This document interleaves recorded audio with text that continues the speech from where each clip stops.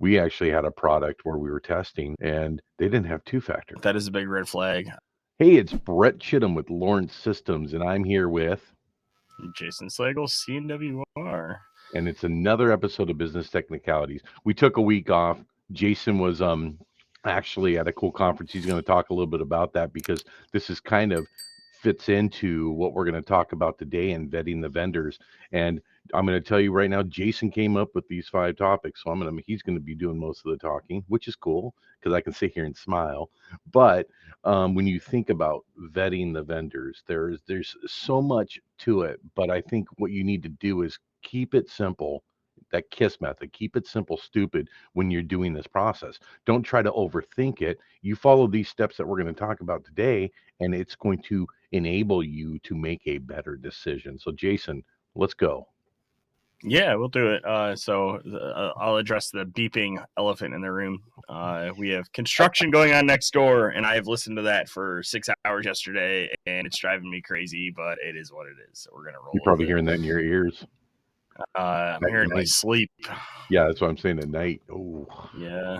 The first topic I kind of want to talk about here is that this is not panacea, right? Like you can't push all responsibility for your entire business to vendors. And I see way too many people in the various online communities I sit in that seem to be attempting to do this. And I also see some of the advisory councils and committees I sit on with various vendor groups or organization groups in our space, where as soon as you start talking about something like security or something like that, the initial instant topic they want to talk about is how to vet the vendors. right. That is a trap. It is important to vet your vendors. It is important to understand these topics that we're talking about, and it is important to understand where you're going. However, you are responsible for your own business. Yeah, So, absolutely. in particular regards to security, right? Like there is a ton of third-party risks out there, and we should totally be vetting our vendors against that third-party risk. However, as of last year, 80% of full MSP breaches were credential reuse or account takeover in some fashion. And ain't no vendor stopping you, saving you from that.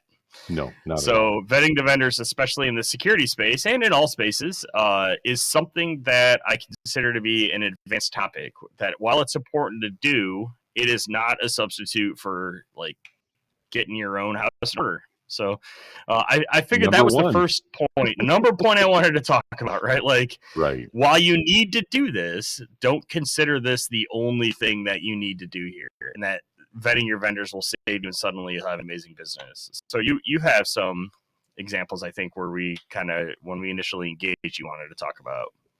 Well, when you, I have to tell you guys, I think Jason, I think our first meeting, our first real encounter was kind of interesting because we were at a conference in Chicago, and I had been introduced to you the night before, and I was telling you the next morning about this company that had approached me while I was eating breakfast and said, "Hey, just set up an appointment with me."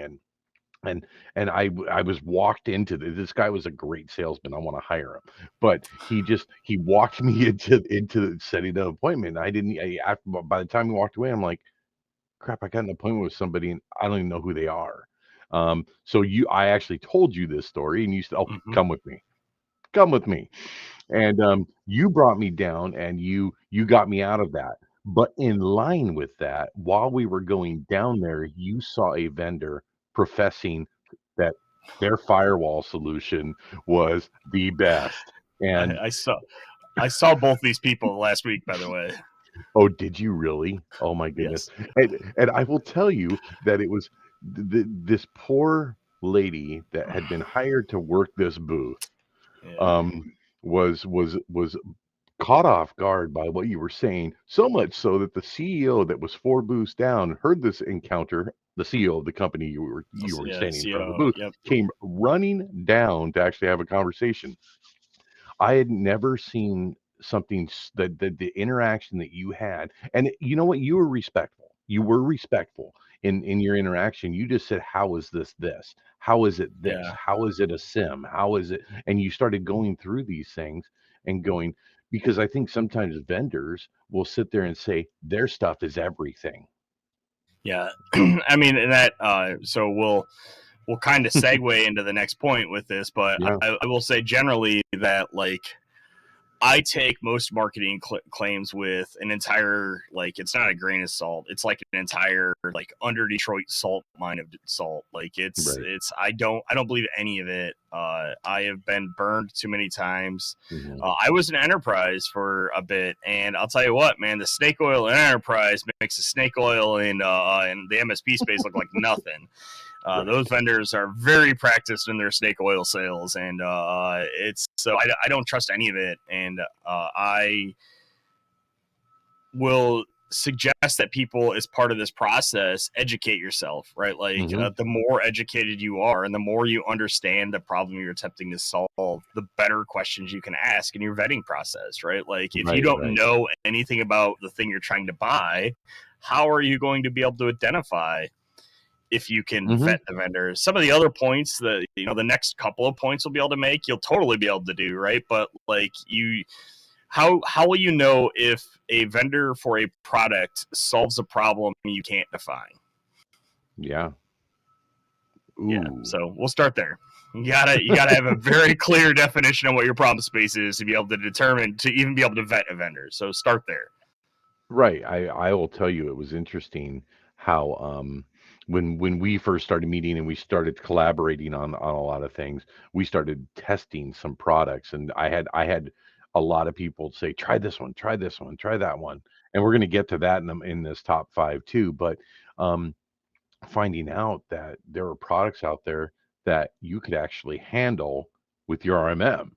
I Yeah, mean, and so it was really interesting to collaborate with you on that and yeah. go, well, we don't need this product. We already have it within our RMM. Yeah, we are very slow to adopt. Like, we are Yeah. just now getting SaaS management, for instance, right? Hmm. Because I needed to understand the problem space. I needed to understand what it was attempting to solve for, and I needed to understand whether I actually thought I needed it. It turns out that it solved an interesting use case that I Yeah. hadn't considered, and so we're moving forward with it. But Same one as I will ours. say, yeah, I think so. Yeah. Yeah. Uh, I will say that I tend to probably lag behind adoption of many products that, you see out in front and everyone starts buzzing around them, and then, like, I take time to understand the problem space before I dive headlong into looking for a product to solve it. Like, Right. we usually try to solve it by hand, and then get a product to do it, to solve it for the ROI of not having to do it by hand anymore. And Hmm. that's a good way to And approach it too. exactly. And is it going to solve for X? Yeah. Tom and I talk a lot about, does it solve for X and what can we do to solve for that? It's the support. Yeah, I that's where love we're the going. analogy. I love the analogy you talked about in the support, offering, what's the product? How is it supported, right? So talk Yep. about what you try to do every time you get a demo. Yeah, so there's two things, and we're going to talk generally about support here, but I understand that the salespeople tend to not be the support people, right? Hmm. But I when I take a demo or I take some sort of technical demonstration of a product, I ask for a support or a more technical resource on the call, and people that have given me demos, they most likely understand this, and they will, if they see this, they're going to go, "Oh, that's what he was doing, that jerk." Uh, if you put me in a demo of your software products, my only and immediate goal is to get you off your demo script. Yeah. I have, especially with the enterprise background, I have demoed products that I am 100% convinced more money, time, and resources went into the demo than went into the product itself. The demo looked absolutely amazing. The product was crap. I've Yeah. seen it in the enterprise space a ton. I've seen it in our space where, like, man, you get these really polished demos that show, like, the things can be super great, but, like, so much time and effort went into getting it to that place that it is almost certainly unachievable for your average MSP to do, right? Right. And so that ties into the support aspect of it, right? So it's Hmm. like, I want to get you off your demo, I want to break it, and I want to ask the technical or support resource on the call, like, what they do to fix it, right? To get a small taste of what life after signing looks like, because life Right. before signing is all sunshine and lollipops. The real stuff happens after you sign that contract, and you get dropped in, and like now suddenly you've got like a CSM or that is guided by the number of calls, wants to talk to you once a quarter for no reason. Hmm. You've got a support queue where you put a ticket in, and maybe 6 months from now you'll hear back, and then you put a feature request in, and it just goes into the abyss, never to be seen from again. Right? So it's like Yeah. I'll get a taste of that if I see cracks during that demo when I get them off their script and things aren't working exactly like they're expecting it. If I see cracks there, then I can assume that once the sale's done, it's going to be even worse. No, it's always because let's face it, that demo's not real world. It's showing stuff information they've put in so they can show the tools and how it would solve for that instance. But let's face it, real world is not it's not real world. And actually having you talked about contracts, and I guess that segues into our next one. But I think when you think about vendors that offer you to play with the system before you sign a contract, I think that's important.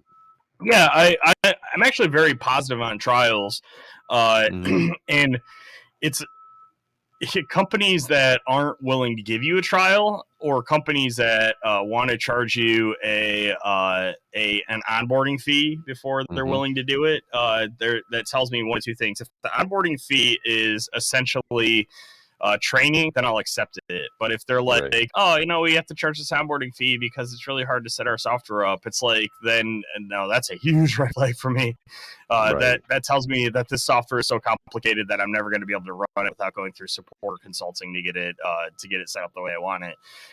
So yeah, Hmm. the ability to spin up and down trials, right? This isn't like 1987, right? Like most vendors you're looking at here should be, cloud first. They should have some sort of DevOps pipeline with CI/CD, right? Like it should Hmm. be relatively low cost and low effort for them to spin up and down tenants. And Right. uh, so yeah, I often on top of the demo want a trial. So if I can get one, I'll always take one.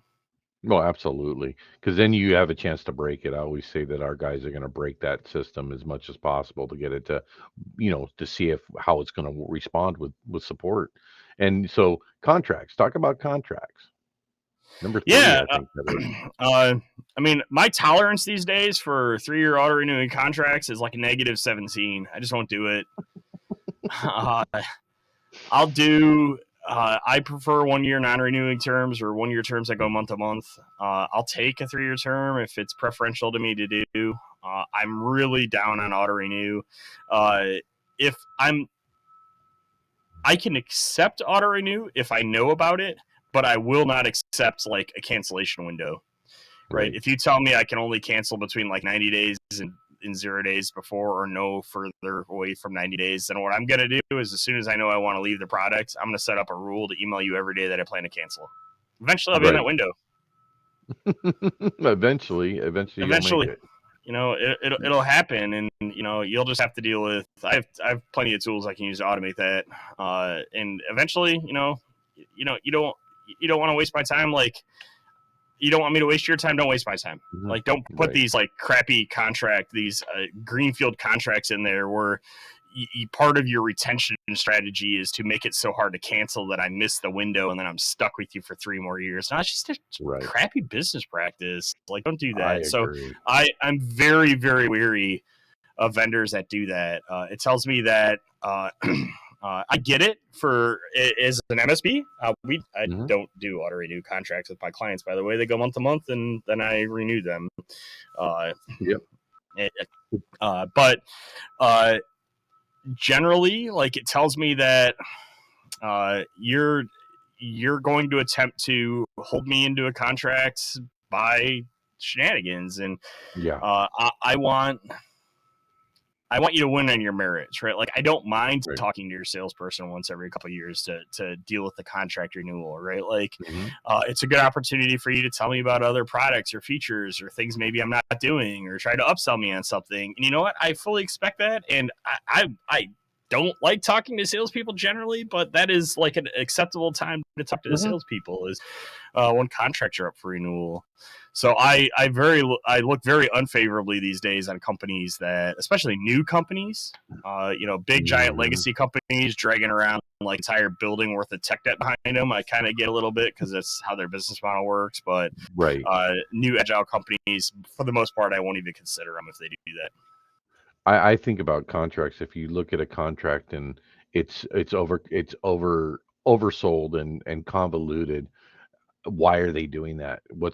Is their product that bad that they have to force you to stay?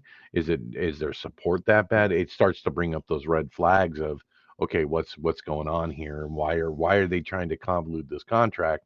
Yeah, it makes and cancellation timelines. That's crazy. Yeah. I'm sorry. It's just, I mean, it's a very legacy way of doing it that my guess is this is actually drawn from enterprise, because enterprise are Mhm. slow moving and they're like, but even these days enterprises keep track of that stuff. Like, it doesn't even work in enterprise these days, and Right. enterprise has legal to fight it. So I don't know, just generally don't like it. So I we'll go on to the next one. All right. Ask your peers. So originally, Absolutely. I had pitched today doing a talk about community, and we kind of decided we just recently talked about conferences, so we would punt on that one for now. Mhm. However, this is an amazing thing. If you're not part of a community, go find one. There are tons of them out Right. there. I won't tell you one's right. MSP Geek's good. There's a ton of Facebook groups at Facebook Mhm. Your Jam. There's some LinkedIn groups. There's Discords. There's all sorts of it. If you haven't found a community, you should go find one. Or Right. 7 or 37 like I have. I'm looking over here at my list of slacks, and like I have to keep pruning them off because they had a scroll bar and the number of slacks I had. So like for every new one I join, I have to get rid of one because I hate the Yeah, scroll so bar. I don't like scroll bars either. But yeah, I mean, I'm in a ton of communities, and you know what? When I'm talking about a new vendor, and I'm actually on the giving end of this, probably more than the receiving end, I go ask, right? Like, hey, Mhm. does anyone use these people? How's your experience been? How's support been? Like, and cultivate relationships with people that they're willing to give you honest answers, right? Right. Like, Right. if you go ask about several vendors in our space, you'll immediately get told, yeah, maybe that's not the best option, right? Maybe there's better Mhm. options. Or like, there are a lot of companies that have cultivated raving fans. We don't often name names here, but I will say Huntress, I think, has built a lot of raving fans in their space. Mhm. And if you ask the community about them, the sentiment you get will be almost universally positive. I think Lifecycle Insights is in that boat. You tend to Right. get generally positive feedback about them. There are others. I won't shame or name any ones that I think will get generally negative feedback, because I think that's bad form in something like this. That's more general audience, but uh, Mhm. there are definitely companies out there that if you ask about them, the general sentiment of the community will be negative, and that should be a giant red flag. Right, right. And you wonder how those companies still are able to infiltrate a community like that when there's so much bad press. It's weird. You mentioned Huntress. I actually was on the phone call with a guy yesterday, looking at Huntress, and he said his mom used to work for Huntress.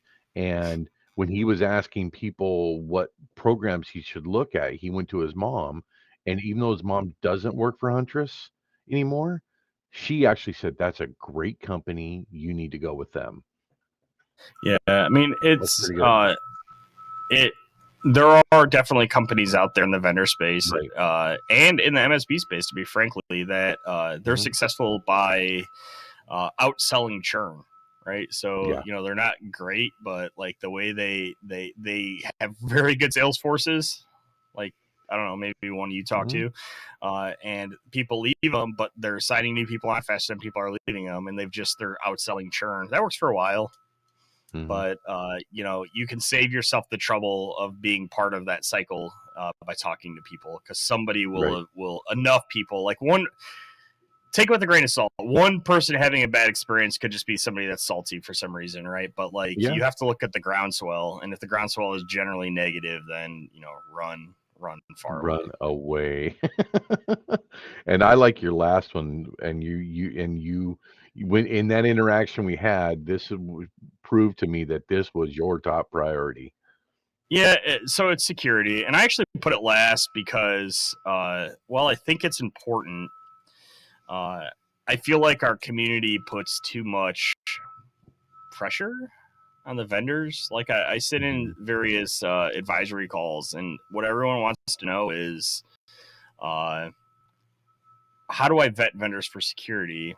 Mhm. And I can't remember if I said it at the top of the call or if I said it when we were talking earlier, but something like 80% of breaches are credential misuse or Yep. credential reuse, right? And so we put a huge focus on vetting the security of our vendors and the supply chain risk they bring, and 100% we should do that, right? But that supply chain risk they bring and the security they bring, what they do with your data, while important, isn't how most MSPs are getting breached these days. So Right.